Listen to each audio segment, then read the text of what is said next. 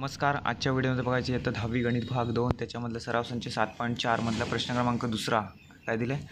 आकृतीमध्ये ओ हे वर्तुळ केंद्र आहे या वर्तुळाचे, तर मापकांश पी क्यू आर बरोबर 60 अंश आहे. ओके, पी क्यू आर बरोबर किती आहे? 60 अंश आहे.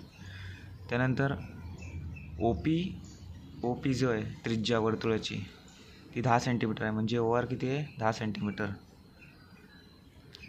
तर छायांकित भागाचे क्षेत्रफळ काढा. हे जे छायांकित भाग आहे याचे क्षेत्रफळ आपल्याला काढायचं आहे. ओके, आणि पायची किंमत किती घ्यायची?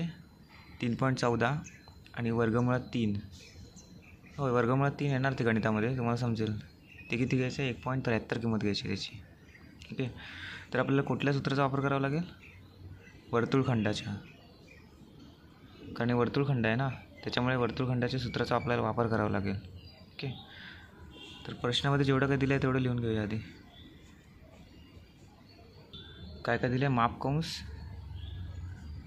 पी क्यू आर बरोबर किती आहे? 60 अंश. आणि त्यानंतर ओ पी बरोबर त्रिज्या हे किती दिले? 10 सेंटीमीटर. ओके, हे बघा. तर कोण काय?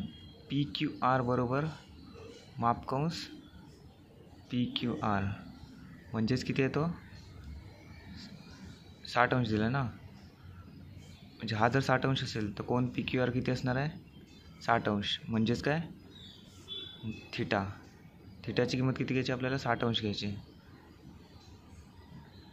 तर आता आपण वर्तुळखंडाच्या सूत्राचा वापर करूया. ओके, वर्तुळखंडाचे नाही, ते क्षेत्रफळ लिहिलं आहे ना आपण. वर्तुळखंड पी क्यू आणि आर बरोबर. तर सूत्र काय? आर वर्ग कंसामध्ये पाय थिटा भागिले 360 गुणिले साईन थिटा भागिले 2. ओके, हे वर्तुळखंडाच्या क्षेत्रफळाचं सूत्र आहे, ते तुम्हाला पाठ करावंच लागेल. ओके, तर आता आर म्हणजे त्रिज्याची किंमत किती? 10 लिहिलं आहे, म्हणजे 10चा वर्ग. ओके, तर कंसामध्ये पायची किंमत किती घ्यायची? 3.14 घ्यायची गुणिले थिटाची किंमत किती आपण मगाशी काढली? 60 अंश भागिले 360. ओके, ते गुणिले नाही, वजा आहे, वजा साईन. आता थिटाची किंमत किती आहे? किती घ्यायची? 60. साईन 60 भागिले 2. ओके, त्यानंतर 10चा वर्ग किती होतं? 100 होतं. ओके, कंसामध्ये हा शून्य गेला, हा शून्य गेला, 6 एके 6, 6 6 36. ओके, 3.14 भागिले 6 वजा साईन 60 म्हणजे काय येतं? वर्गमुळात 3/2. ओके, गुणिले 1/2. हे 3/2 येतं, वर्गमुळात 3/2. शिल्लक किती राहिलं? वरती 1 अंशस्थानी आणि छेदस्थानी किती? 2, म्हणजे 1/2 आलं. ओके, त्या दोघांचा गुणाकार करायचा आहे. 100 कंसामध्ये 3.14 भागिले 6 वजा वर्गमूळ 3 छेद समान आहे ना, आपण इकडे मध्ये गुणाकार दिला त्याच्यामुळे गुणाकार करूया. वर्गमूळ 3 गुणिले 1 वर्गमूळ 3 भागिले 2 गुणिले 2 किती? 4. ओके, आता आपल्याला इकडे वजाबाकी करता येणार नाही कारण छेद समान नाही आहे, तर आपण छेद समान करून घेऊया. काय करूया आपण? याला आपण याच्या अंशस्थानी 2ने गुणूया आणि छेदस्थानी पण 2ने गुणूया, म्हणजे 6 दुणे 12 होतील. आणि या साईडला 3ने गुणूया, म्हणजे 4 त्रिक 12 होतील. ओके, 12 आले की आपण वजाबाकी करू शकतो. 3.14 गुणिले 2 भागिले 6 गुणिले 2 वजा वर्गमूळ 3 गुणिले 3 भागिले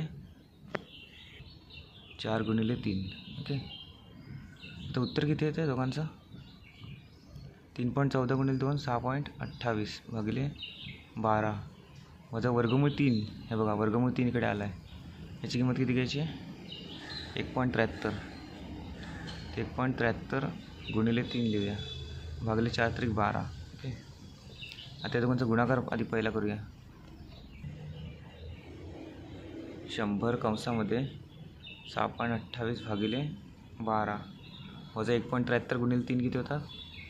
5.19 ओके भागिले 12. आता छेद समान झाला आहे. आता आपण वजाबाकी करूया दोघांमध्ये वरती. 100 कंसामध्ये 6.28 वजा 5.19 भागिले किती 12 ओके. त्याच्यानंतर 100 जसे तसे तर वजाबाकी किती येते दोघांची 6.28 वजा 5.19 1.09 भागिले 12 ओके. आता आपण काय करूया 100ने याला गुणूया ओके. 100ने 1.09ला गुणल्यानंतर काय येणार आहे 109 भागिले 12. तर दोघांचा भागाकार किती येतो 9.08 सेंटीमीटर वर्ग. सेंटीमीटर वर्ग का कारण क्षेत्रफळ आहे वर्तुळखंडाचं म्हणून ओके. अशा प्रकारे तुम्हाला हे सूत्र पाठ करायचं आहे. आर वर्ग कंसामध्ये पाय थिटा भागिले 360 वजा साईन थिटा भागिले 2 ते वजा आहे ओके.